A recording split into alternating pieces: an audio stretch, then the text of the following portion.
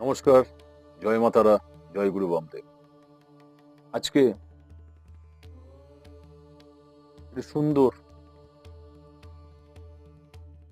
পাথরের কথা বলবো, যারা পুলিশ এবং প্রশাসনিক বিভাগে আছেন, তারা সমস্যা মনে হচ্ছে, সমস্যার মধ্যে দিয়ে হাঁটছেন। তারা 10 থেকে 12 রতি ফিরোজা পাথর ব্যবহার করুন এই মধ্যমা আঙুলে। দেখুন, আমার চ্যালেঞ্জ রইল, এই সমস্যার মধ্যে থেকে দ্রুত বেরিয়ে যাবে। নমস্কার।